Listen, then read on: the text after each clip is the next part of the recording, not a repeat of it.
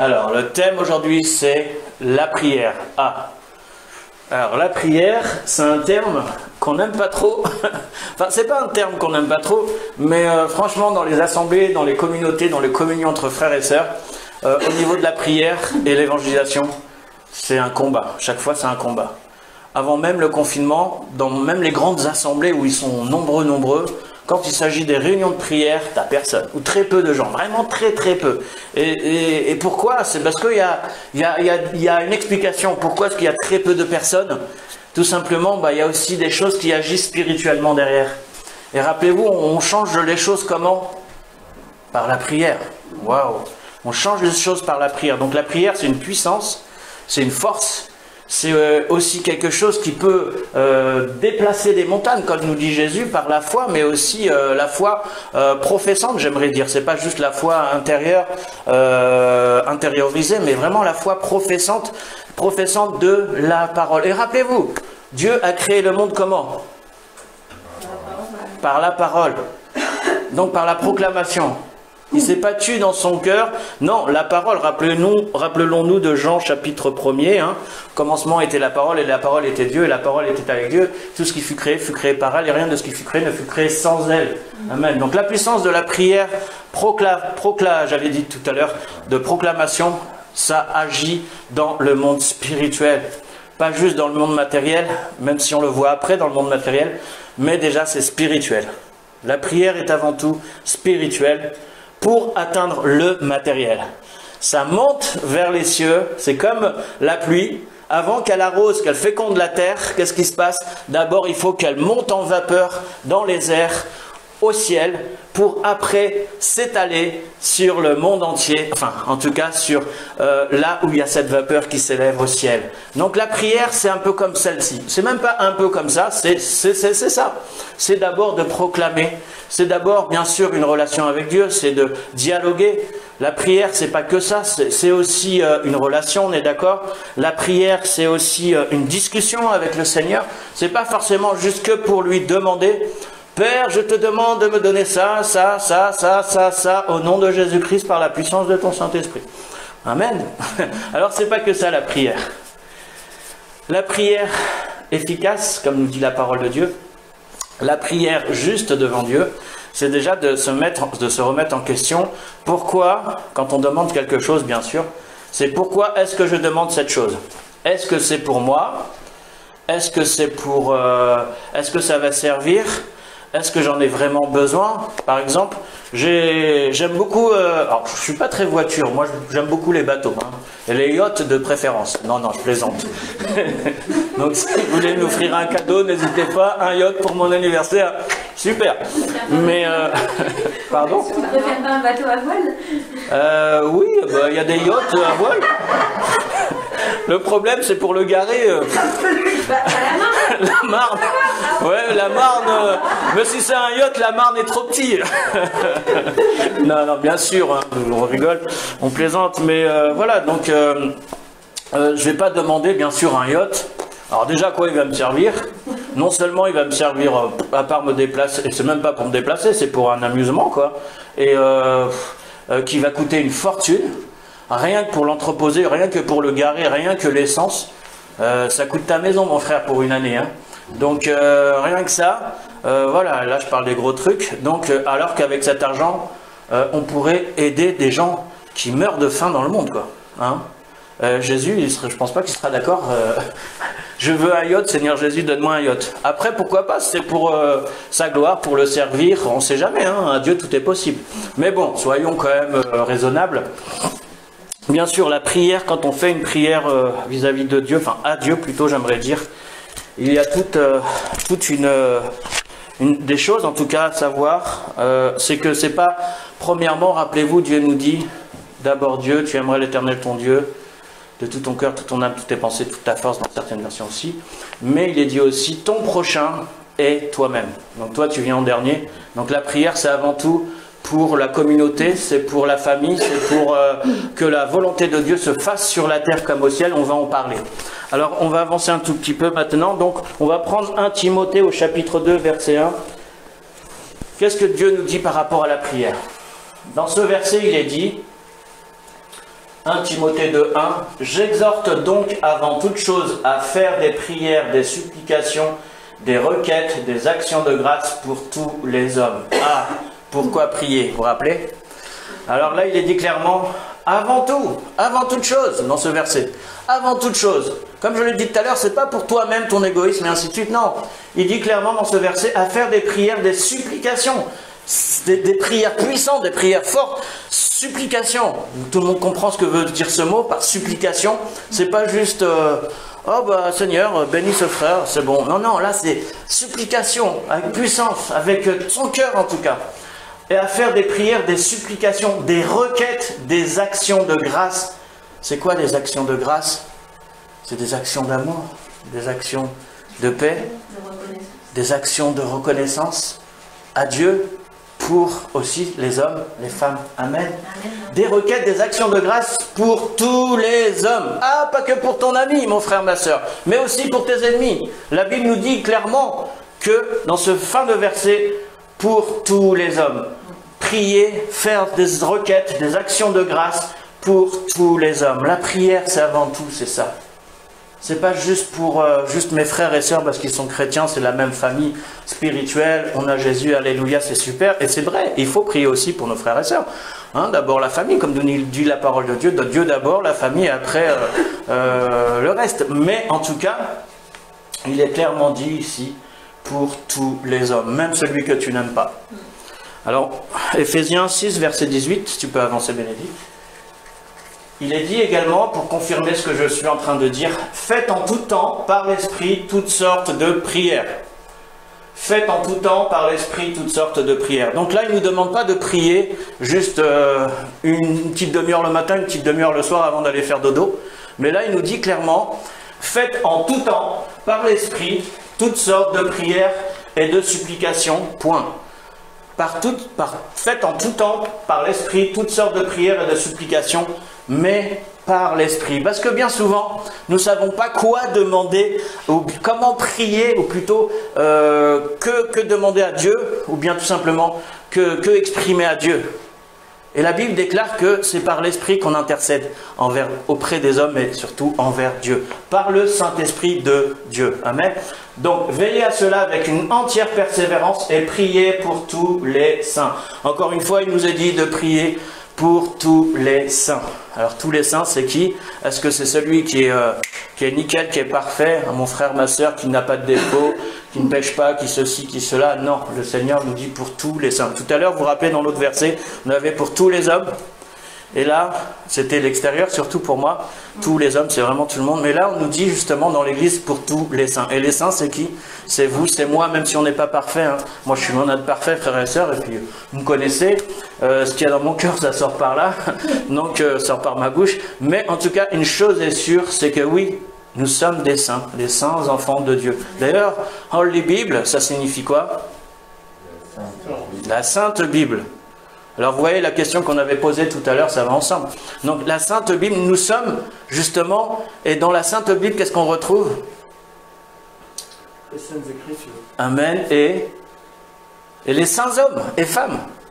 Même s'il n'y a pas que des saints hommes et femmes qui sont inscrits dans la Bible, c'est pour nous donner un exemple quand il y a des méchants. Mais la Sainte Bible, à l'intérieur de la Sainte Bible, nous retrouvons les saints.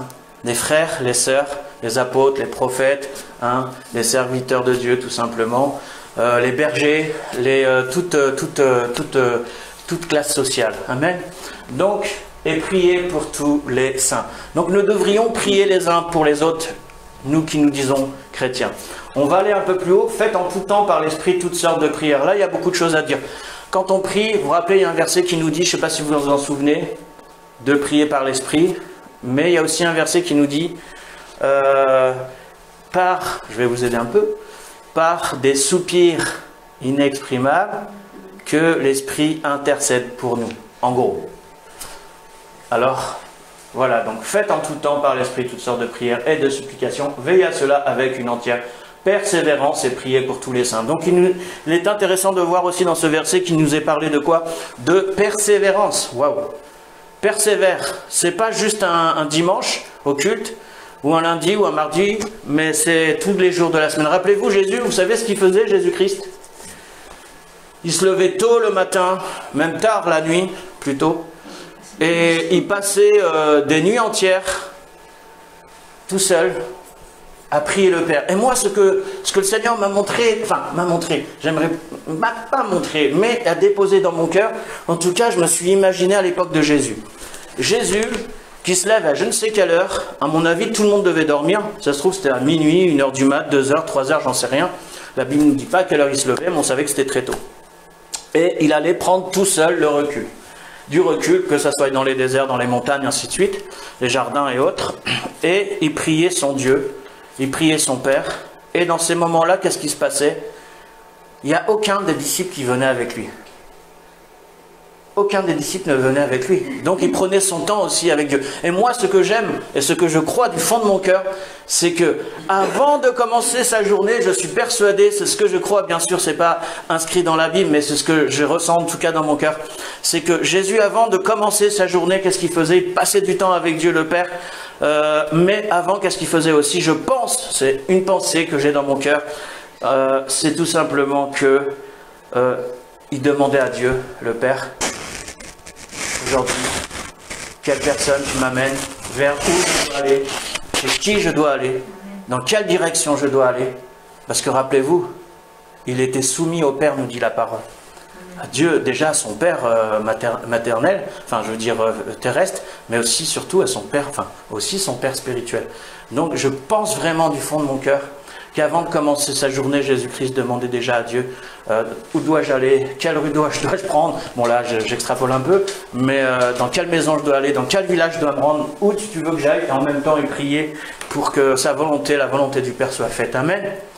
Donc si nous faisons ça, rien que ça, enfin pas que ça, je veux dire plutôt, mais si nous faisons ça le matin avant d'aller au travail et de demander à Dieu, montre-moi quel chemin je dois prendre aujourd'hui. Bon, on sait qu'on doit aller travailler, ceci, cela, mais montre-moi, il y a quelque chose peut-être que tu voudrais que je fasse dans cette journée, que j'aille, à qui je dois parler. Alors oui, bien sûr, on n'est pas Jésus. Hein, quand on travaille, c'est pas évident, on est d'accord. Donc, mais pendant ton temps de cette journée, peut-être que ça va durer 5 minutes, peut-être que Dieu il va te dire, tiens, mon fils, ma fille, cette journée, il va y avoir ça, ça, ça, je te conseille, même si ça va te prendre que 5 minutes, il y a quelqu'un qui va peut-être frapper à ta porte, le Saint-Esprit peut te le dire, et puis il faut que tu lui donnes par exemple un évangile, ou que tu l'invites à l'église, pourquoi pas, ou bien que tu invites cette personne-là, tout simplement. On ne sait pas comment le Saint-Esprit veut faire avec toi ou avec cette personne, mais en tout cas, il faut rester ouvert à Dieu, au Saint-Esprit. Amen. Bien sûr, il ne faut pas faire n'importe quoi, hein. N'invitez pas n'importe qui chez vous, hein, frères et sœurs, mais en tout cas, soyez disponibles pour le Saint-Esprit, bien sûr, pour Dieu, bien sûr, mais la puissance de la prière est vraiment importante. Et pour pas justement tomber dans ces travers, dans ces difficultés, qu'est-ce qu'il faut faire? Il faut prier Dieu, bien sûr, de nous donner la sagesse. Ah, c'est important. Prier Dieu pour nous donner de la sagesse, parce que des fois on se dit, ah oui, cette personne-là c'est bon, ça y est, je vais l'amener à Christ et ceci, cela, et gloire à Dieu, et ainsi de suite, je suis content et tout. Mais ça c'est peut-être tes pensées, mais si Dieu te donne de la sagesse et l'esprit de discernement, je peux te dire que les choses ne vont pas se faire n'importe comment. Amen. Parce qu'il y a une grosse différence, rappelez-vous que dans le cœur de l'homme, il y a toujours un combat entre la vieille nature adamique et la nouvelle création que nous sommes en Jésus-Christ. Et des fois on croit que ça vient de Dieu et c'est pas forcément de Dieu. Mais en tout cas on le sait puisqu'on reconnaît un fruit, plutôt un arbre à son fruit. Et pour que le fruit soit mûr, il faut du temps. Avec le temps on voit toutes choses. Amen. Donc on va passer, s'il te plaît chérie, au verset suivant. Alors comme je l'ai dit tout à l'heure, avec Dieu c'est d'abord quoi? Dans la prière, une relation. Donc ne vous inquiétez de rien, mais en toute chose, faites connaître vos besoins à Dieu par des prières et des supplications avec des actions de grâce. Et la paix de Dieu qui surpasse toute intelligence gardera vos cœurs et vos pensées en Jésus-Christ. Donc je reprends, ne vous inquiétez de rien, mais en toute chose, faites connaître vos besoins à Dieu par des prières et des supplications avec des actions de grâce. Et la paix de Dieu qui surpasse toute intelligence gardera vos cœurs et vos pensées en Jésus-Christ. Ne vous inquiétez de rien, mais en toute chose, faites connaître vos besoins à Dieu par des prières et des supplications. Alors, comme je le disais tout à l'heure, notre Dieu, c'est un Dieu relationnel. C'est un Dieu de relation. Alors, Des fois on dit « Ah mais pourquoi il m'arrive ça, mais pourquoi ceci ?» Alors des fois on ne le sait pas forcément, parce que bon, on sait que Dieu est souverain, des fois on ne comprend pas tout non plus. Mais dans ce verset-là, on peut très bien comprendre qu'il nous est dit « Ne vous inquiétez de rien ». Donc déjà dès le départ, il te dit « Calme, paix, reste tranquille.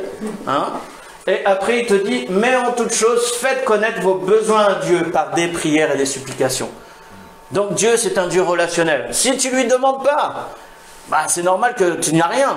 Hein. Rappelez-vous ce verset, toute chose, faites toute chose, ou plutôt ne vous inquiétez de rien, mais en toute chose, faites connaître vos besoins à Dieu par des prières et des supplications. Faites connaître à Dieu par des prières et des supplications. Rappelez-vous, la veuve et le juge, je ne sais pas si vous vous souvenez, vous vous rappelez la veuve et le juge, qu'est-ce qu'elle faisait ?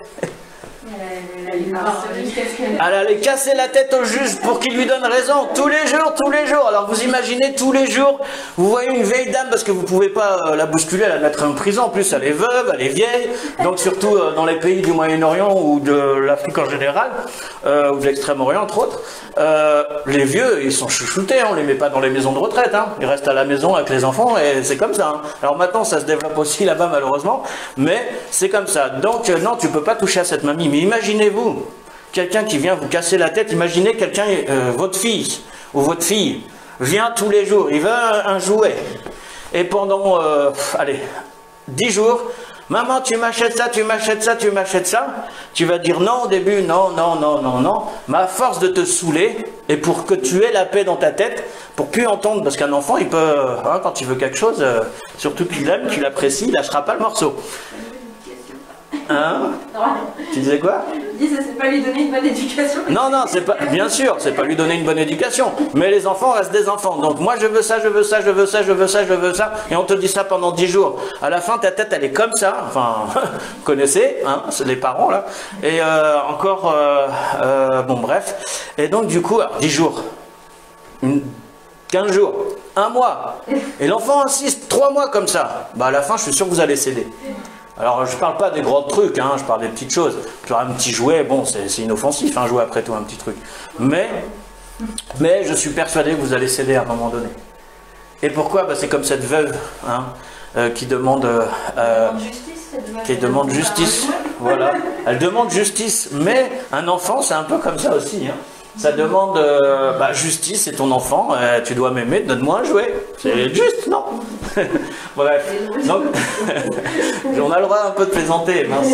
Ne vous inquiétez de rien, mais en toute chose, faites connaître vos besoins à Dieu par des prières, des supplications, avec des actions de grâce. Donc rappelons-nous ceci, on va rester sur le sujet, c'est vraiment une relation avec Dieu, et c'est aussi de lui demander. Si tu lui demandes rien, mon frère, ma soeur, il n'y a pas besoin de faire des mathématiques pour apprendre à prier. Non, avec Dieu, c'est une relation. C'est comme un enfant qui parle à son papa ou sa maman. C'est ça aussi la relation avec Dieu. C'est ça aussi la prière. C'est pas je vous salue, ainsi de suite, vous connaissez. Non, il n'y a rien d'arithmétique là-dedans. C'est pas mathématique, c'est de cœur à cœur, comme j'ai l'habitude de le dire. Amen.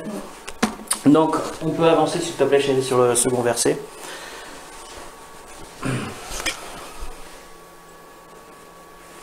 Alors, il nous est dit aussi par rapport à la prière, en priant, ne multipliez pas de vaines paroles comme les païens qui s'imaginent qu'à force de paroles, ils seront exaucés. Alors, c'est important. Comment est-ce qu'on peut être exaucé? La Bible dit clairement par rapport à ça, on l'oublie souvent, et moi-même, franchement, je vous le dis, je l'oublie très souvent, parce que des fois, je me sens plus comme la vieille veuve devant qui va embêter le juge à chaque fois pour lui donner raison, et je me répète dans la prière, et je me répète, et je demande les mêmes choses, et je sais très bien qu'au fond de moi, je me rappelle ce verset qui me vient à chaque fois, en priant, ne multipliez pas de vaines paroles comme les païens qui s'imaginent qu'à force de paroles, ils seront exaucés. Alors, est-ce que Dieu est sourd? Est-ce que Dieu comment on dit déjà j'ai oublié le terme. Est-ce que Dieu est sourd? Est-ce que Dieu ne nous voit pas? Est-ce que Dieu ne nous entend-il pas? Bien sûr que non. Il est Dieu. Il sait tout ce qui se passe. Avant même que je dise quelque chose là, il le sait déjà ce que je vais dire. Waouh, il est souverain, il est tout-puissant, il est omniscient. Rappelez-vous, Dieu est aussi omniscient.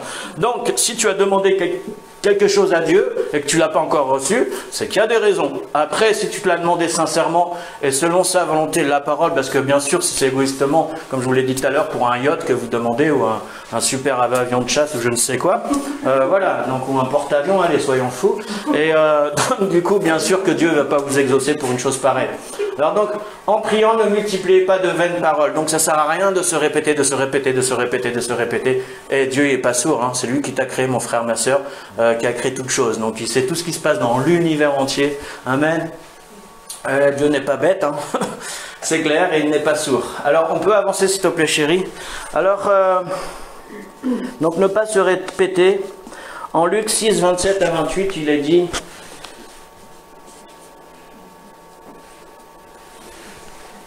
Par rapport à la prière, encore une fois, mais je vous dis à vous qui m'écoutez, aimez vos ennemis, faites du bien à ceux qui vous haïssent, bénissez ceux qui vous maudissent, priez pour ceux qui vous maltraitent. Waouh, c'est important ce verset. Priez pour ceux qui vous maltraitent. On a plus tendance à prier pour la famille, nos frères et sœurs, les gens de bien, mais nos ennemis, voilà quoi, on ne veut pas y penser. Et pourtant, le Seigneur nous dit justement, rappelez-vous, il y a d'autres versets qui nous disent, j'étais en prison, mais est-ce que vous êtes venu me voir quand on va aller au ciel? Et peut-être pour certains, il va dire, mais non, mais Seigneur, on ne t'a pas vu être en prison, on ne t'a pas vu manquer d'un verre d'eau. Et pourtant, le Seigneur dit, à chaque fois que tu n'as pas fait à un de ses plus petits, c'est comme si c'est à moi que tu ne l'as pas fait non plus. Et dans ce verset-là, il est dit, mais je vous dis à vous qui m'écoutez, aimez vos ennemis. Faites du bien à ceux qui vous haïssent, bénissez ceux qui vous maudissent, priez pour ceux qui vous maltraitent. Donc on n'oublie pas non plus de prier, et c'est important. Peut-être que c'est à cause de ces choses-là que le Seigneur n'exauce pas forcément la prière, parce qu'on pense peut-être qu'à nous-mêmes, ou à notre famille, les gens qu'on aime, mais on oublie ceux qu'on ne considère pas, ceux qu'on croit qui sont nuls, qui sont loin de Dieu. Et mon frère, ma soeur, un jour tu étais aussi loin de Dieu, donc n'oublie jamais d'où tu reviens. Amen. Merci Seigneur. Donc maintenant on va passer tout simplement, on va essayer de faire court. Donc dans ce verset de Luc, au chapitre 6, versets 27 à 28, donc pas critiquer ses ennemis, mais prier pour eux. À retenir, c'est vraiment important dans la prière. Et ça peut être aussi à cause de cela que Dieu n'exauce pas les prières, parce que tout simplement, on se croit tout simplement plus que... Rappelez-vous, Dieu résiste aux orgueilleux, mais il fait grâce aux humbles. Amen. Donc notre Père, est-ce que c'est un modèle de prière? Bien sûr, notre Père, un modèle de prière. Alors, on va prendre le verset suivant, et là, vous allez tous comprendre de ce que je veux parler, de ce que je veux enseigner, de ce que je veux dire. J'aurais pu commencer par ce verset-là, mais il est très important. S'il te plaît, merci. Alors, bien sûr, un jour, vous vous rappelez, Jésus, un de ses disciples, lui dit « Oh, Maître, apprends-nous à prier. » Alors, c'est bien. Depuis tout à l'heure, je partage, oui, comment prier, ceci et cela, mais en fait... les versets les plus importants pour moi au niveau de la prière dans la Bible, c'est pas que pour moi dans la Bible, c'est une question d'un disciple que Jésus répond. Ceci, on va le lire ensemble. Matthieu 6, 9, 13, vous le connaissez tous je pense pour ceux qui sont chrétiens, mais elle est tellement riche, ce chapitre est tellement riche, donc Matthieu 6, versets 9 à 13. Voici donc comment vous devez prier. Notre Père qui êtes aux cieux, d'ailleurs si vous voulez on peut le prier ensemble, ce serait bien, on peut le réciter ensemble. Amen. Alors, 1, 2, 3, on y va. Alors, notre Père qui es aux cieux, que ton nom soit sanctifié, que ton règne vienne, que ta volonté soit faite sur la terre comme au ciel. Donne-nous aujourd'hui notre pain quotidien. Pardonne-nous nos offenses, comme nous aussi nous pardonnons à ceux qui nous ont offensés. Ne nous induis pas en tentation, mais délivre-nous du malin, car c'est à toi qu'appartiennent dans tous les siècles le règne, la puissance et la gloire. Amen. Waouh. Là, Jésus a tout résumé de ce que c'est qu'une prière. Comment une prière doit être fondée, doit être consolidée, enfin non, pas consolidée, c'est pas le terme, mais comment une prière doit être faite tout simplement. Alors, on va retrouver beaucoup de choses dans ce chapitre. Voici donc comment vous devez prier. Alors, pourquoi est-ce que il faut prier dans tel sens et pas dans un autre? Déjà, on va définir tout ça dans ce chapitre, ou dans ces versets-là. Alors, premièrement, on peut comprendre que quand on vient devant Dieu, devant le Créateur du monde, nous devons venir, bien sûr, avec révérence. Pourquoi? Parce qu'il est dit que notre Père qui es aux cieux, que ton nom soit sanctifié. Non seulement nous devons venir avec révérence, pourquoi? Parce que nous nous tenons devant un Dieu saint. Holy Bible. La Sainte Bible, ça ne s'appelle pas juste la Sainte Bible par hasard. La parole de Dieu, entre autres. Hein. Donc, quand on s'approche, rappelez-vous Moïse. Rappelez-vous les apôtres, les prophètes, les serviteurs de Dieu dans la Bible, de l'Ancien Testament ou du Nouveau Testament. Vous ne pouvez pas s'approcher de Dieu comme ça. Hein. Parce que combien sont morts parce qu'ils étaient malsains quand ils sont venus et qu'ils sont approchés. Par exemple, vous vous rappelez l'histoire des Lévites, là, des enfants de Lévi, qui allumaient des feux étrangers pour le temple, ou plutôt pour le tabernacle, dans le tabernacle plutôt. Qu'est-ce qui leur est arrivé? Ils sont morts. Pourquoi? Parce qu'ils ont amené un feu étranger. Vous suivez? Juste un feu étranger. Pourquoi? Parce qu'ils avaient tous des rituels à faire pour la maison de Dieu, et ainsi de suite. Donc, il n'y a pas que ça. Il y a plein de prophètes, de serviteurs de Dieu dans la Bible qu'on retrouve qui ont été vraiment désapprouvés complètement de Dieu. Et ceux qui s'approchent de Dieu, quand vous lisez l'Ancien Testament, c'était pas n'importe qui rentre dans le temple, dans la présence de Dieu. C'était une fois par an, une seule fois. Il fallait que ça soit un homme. Et cet homme, c'était le sacrificateur d'Israël. Hein? Le souverain sacrificateur, une fois par an, qui rentrait dans la présence de Dieu. Et quand vous disiez aux Juifs le nom qu'il ne faut pas prononcer, le nom de Dieu, hein, qu'on le sait, hein, je suis celui qui suis, hein, Yahweh, ainsi de suite, eh bien l'éternel, enfin non, c'est pas l'éternel, ils ont changé après en disant l'éternel pour faire plus court, mais ce nom-là, ils ne le prononcent pas. Pourquoi? Parce que c'est un nom tellement saint. Tellement saint. Et une fois, je me souviens, j'étais à Jérusalem, je visitais en tant que chrétien, j'allais dans le, je ne sais pas si vous voyez, le mur des lamentations. En bas des murs de lamentation, il y a un petit tunnel sur la gauche. Vous êtes en face du mur des lamentations. Vous voyez tout le monde prier, tout ça. C'était pendant une prière. Et je me suis dit, tiens, je vais aller aussi prier dans cet endroit, en tant que chrétien, bien sûr. Hein. Et je rentre dans ce petit grotte, tunnel. Là, il y avait des tables et des gens en train de prier, ainsi de suite. Et je touchais le mur, tout ça, et c'est vrai que je me suis dit, waouh, toute l'histoire qu'il y a derrière, quand on connaît comment ce temple a été construit, ainsi de suite. Bien sûr, je n'étais pas en train d'idolâtrer le temple, ainsi de suite, mais je me suis dit, waouh, Jésus est venu là, Jésus a enseigné là, Jésus était là, et il y a quelque chose qui m'est venu dans mon cœur. C'était en plus en hébreu. Et pourtant, je ne connaissais pas ce nom vraiment à cette époque-là. Ça fait quelques années maintenant quand même. Et c'était Kadosh, je crois. Kadosh, Kadosh, Kadosh. Et vous savez, il y a une louange qui s'appelle, entre autres, Kadosh, Kadosh, Kadosh. Bref. Et en fait, vous savez ce que ça veut dire, le mot Kadosh? Quelqu'un le sait?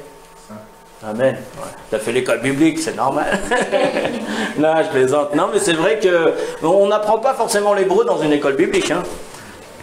On n'apprend pas forcément l'hébreu dans une école biblique, mais ouais, bravo mon frère, c'est saint. Et moi, je savais pas trop ce que ça voulait dire ce mot. J'avais entendu parler, même chanter, mais le mot en lui-même, à cette époque-là, je connaissais pas. Et quand je suis sorti de là, je peux vous dire que je me suis dit, ah ouais, c'est peut-être que des murs, mais c'est quand même un lieu saint. C'était en tout cas un lieu saint. Et waouh, donc c'est impressionnant. Bref, je reviens à ce verset. Donc, voici donc comment vous devez prier. Notre Père qui es aux cieux, que ton nom soit sanctifié. Donc quand on s'approche près de Dieu, tu ne vas pas venir auprès de Dieu. Tu ne vas pas venir auprès de Dieu pour le prier, les mains dans les poches. Hein? Tu vas venir, est-ce que tu vas venir voir le président de la République s'il t'invite à l'Élysée? Les mains dans les poches, en jean troué, bon, peut-être certains, hein, après tout, mais la plupart, non, ils vont se mettre sur son 31. Alors, si tu te mets sur ton 31 quand tu vas aller voir la reine d'Angleterre, ou le président Macron, ou le président des États-Unis ou de je ne sais quel pays, tu vas pas y aller les mains dans les poches, tu vas être bien, tu vas te faire beau et tout et tout. parce que tu sais que c'est des autorités, ainsi de suite, ainsi de suite. Mais, alors, imaginez pour des hommes. Mais alors, pour Dieu, dans quel état nous devrions être? C'est fou, hein? Je vous dis ça à vous, frères et sœurs, mais je me le dis aussi à moi-même, hein? Parce que des fois, quand je vais dans sa présence pour prier, des fois je suis en caleçon et maillot, et je me dis est-ce que... Alors, j'ai toujours eu l'habitude de mettre quand même, un caleçon long, hein, je ne vais pas parler de slip non plus, hein, mais un caleçon long et une serviette sur moi au moins minimum. Et c'est vrai que je ne peux pas m'approcher de Dieu. Vous imaginez, vous êtes tout nu. Oui, mais tu sais, Seigneur, au début, Dieu, tu nous as créés, on était nus, on n'avait pas de vêtements, donc voilà. Ouais, mais malheureusement, le péché est arrivé, donc tu sais que tu es nu, comme dit la parole. Bref, donc tout ça pour vous dire que non, on ne s'approche pas de Dieu comme ça, n'importe comment. Quand on veut aussi que sa prière soit exaucée, il y a un respect à avoir auprès de Dieu. Donc on reprend encore ce verset. Voici donc comment vous devez vous prier. Notre Père qui es aux cieux, que ton nom soit sanctifié. N'oublions jamais que Dieu est un Dieu saint et qu'il ne supporte pas la corruption, ni tout ce qui est mal. Amen. Mais rappelle-toi toujours ceci, Dieu est un Dieu saint. Que ton règne vienne, que ta volonté soit faite sur la terre comme au ciel. Intéressant aussi, il est dit que ton règne vienne, que ta volonté soit faite sur la terre comme au ciel. C'est aussi reconnaître la souveraineté de Dieu. Que c'est lui qui règne, que c'est pas toi qui règne, que c'est pas le diable qui règne. Mais depuis que Jésus a vaincu le diable à la croix, la mort et le péché, bien sûr, ceux qui sont en Christ, normalement, celui qui doit régner en toi, c'est Dieu le Père. Amen. Bien sûr, le Fils et le Saint-Esprit. Que ton règne vienne, que ta volonté soit faite sur la terre comme au ciel. Donne-nous aujourd'hui notre pain de ce jour, notre pain quotidien. C'est là qu'on peut commencer à demander quelque chose à Dieu. Mais avant, qu'a-t-il dit? Il est dit déjà de s'approcher de Dieu dans la crainte, la sanctification,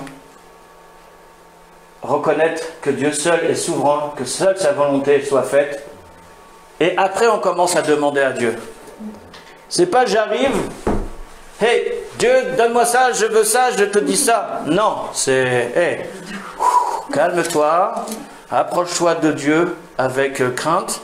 Bien sûr, pas la peur ne vient pas de Dieu, elle vient du diable, mais la sainte crainte de Dieu, c'est important. Rappelez-vous Kadosh, la sanctification, on ne s'approche pas de Dieu comme ça. Si vous avez trop bu, par exemple, et que vous êtes commencé à être pompon, un peu bourré, faites attention parce que là, que ton règne vienne, que ta volonté soit faite sur la terre comme au ciel. Donne-nous aujourd'hui notre pain quotidien. Alors, Dieu il nous demande quoi? De lui demander ce dont on a besoin aussi. Il n'y a pas de honte à lui demander nos besoins. Amen. Pardonne-nous, enfin, donne-nous aujourd'hui notre pain quotidien. Pardonne-nous nos offenses, comme nous aussi nous pardonnons à ceux qui nous ont offensés. Bénédicte, tu peux remettre s'il te plaît. Merci. Pardonne-nous nos offenses, comme nous pardonnons à ceux qui nous ont offensés. C'est très important. Alors qu'est-ce que ça veut dire? On le sait très bien. On ne peut pas demander quelque chose à Dieu. Et comme vous dit la parole de Dieu, rappelez-vous, si tu as quelque chose contre ton frère, ou ton frère plutôt a quelque chose contre toi, qu'est-ce que dit la parole de Dieu? Il dit, va d'abord te réconcilier, si cela est possible, avant d'aller au temple, avant d'aller prier, avant de demander quoi que ce soit au Seigneur. En gros, je fais vite. Hein. Et donc, du coup, pardonne-nous nos offenses, comme nous aussi nous pardonnons à ceux qui nous ont offensés. J'en ai parlé dimanche dernier. On a tous été des victimes, on a tous été aussi des persécuteurs. On a fait du mal aux autres et d'autres nous ont fait du mal. Qu'on le veuille ou non, c'est comme ça et c'est pareil pour tout le monde à des différents degrés pour chacun et chacune. Mais c'est comme ça, malheureusement, c'est la vie. Et donc, on a tous besoin de se faire pardonner, mais on a aussi besoin qu'on nous pardonne aussi. Amen. Enfin, plutôt, on a besoin de pardonner et qu'on nous pardonne. Amen.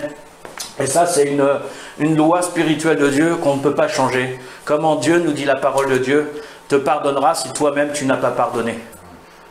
Quand tu vas monter au ciel, il va te dire, ah bah écoute, tu veux aller au ciel, super, très bien, avec mon fils, il n'y a pas de problème, mais le souci c'est que tu n'as pas pardonné.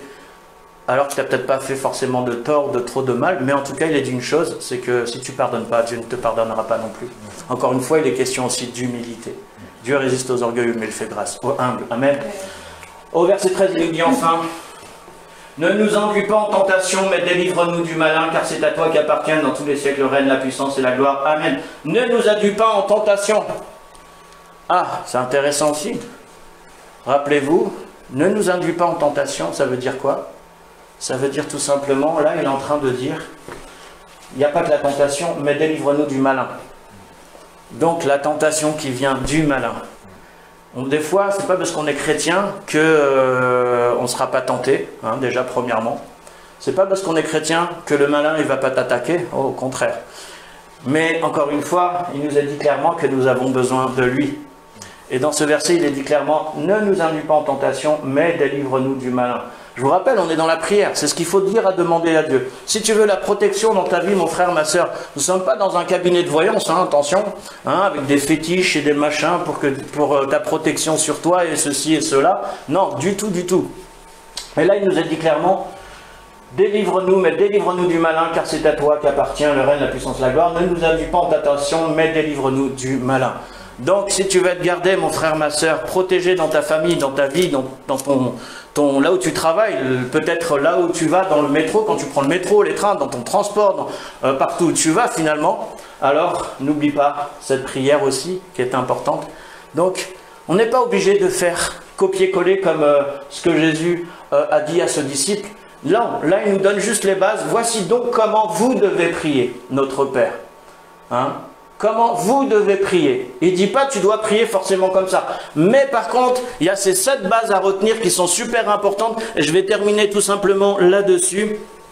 Alors premièrement, vous retrouvez dans Matthieu 6, versets 9 à 13, vous retrouvez quoi? Vous retrouvez premièrement, il y a à faire une révérence devant Dieu.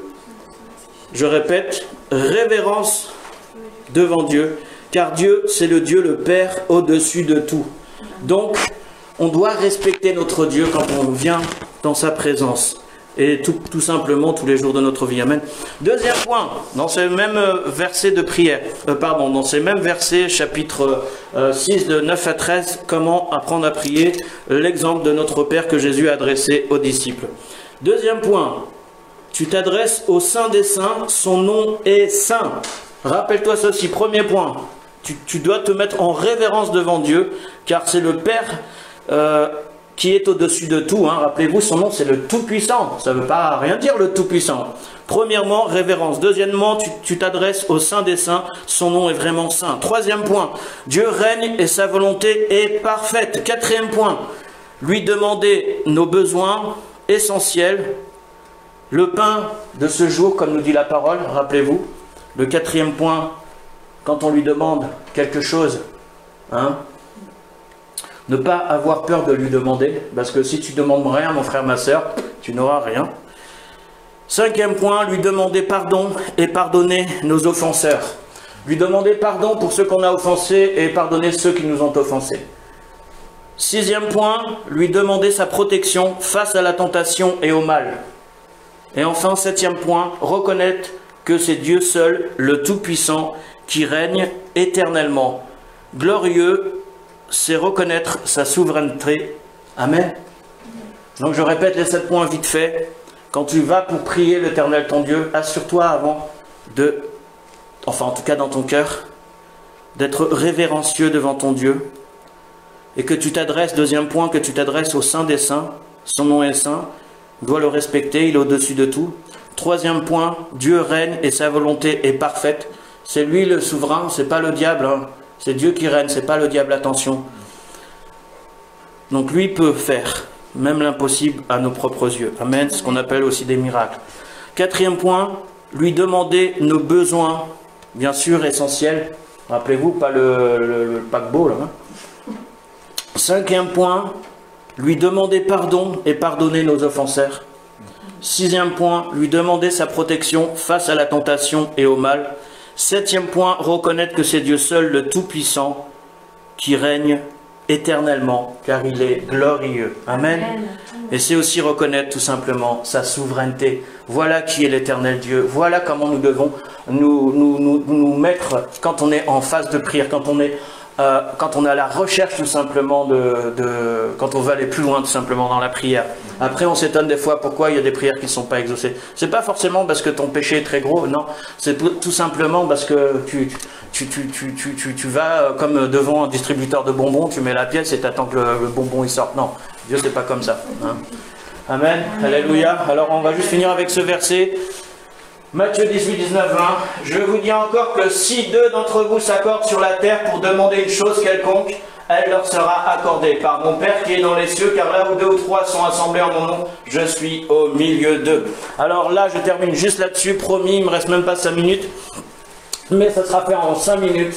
Je vous dis encore que si deux d'entre vous s'accordent sur la terre pour demander une chose quelconque, elle leur sera accordée par mon Père qui est dans les cieux, car là où deux ou trois sont assemblés en mon nom, je suis au milieu d'eux. On connaît tous ce verset, on est d'accord? On est d'accord? Alors maintenant, il y a quelque chose de nouveau que vous allez entendre. J'ai parlé de la prière de notre Père, mais si vous entendez bien, dans la prière de notre Père, il y a quelque chose qui est passé, on est passé à côté de quelque chose. On est vraiment passé à côté de quelque chose. Vous savez c'est quoi? Notre Père qui êtes aux cieux, que ton nom soit sanctifié, que ton règne vienne, que ta volonté soit faite, ainsi de suite. Et on revient encore sur quoi? Notre Père. C'est pas mon Père.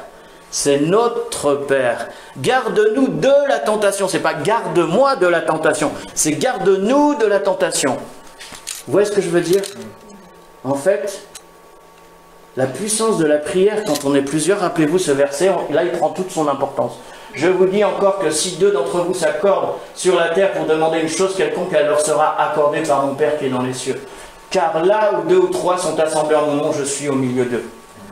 Vous voyez la puissance? Moi, des fois, bon, vous le savez très bien, moi je sais que tout le monde travaille et tout, c'est pas évident le soir et tout de se réunir en prière, tout ça. C'est vrai que dans notre église, avant ça marchait beaucoup mieux quand il n'y avait pas le confinement, parce qu'on se rendait, je me rappelle, tous les 15 jours, une fois c'était chez nous pour la réunion de prière le vendredi soir, et une fois c'était à La Ferté chez Boris et Mercia.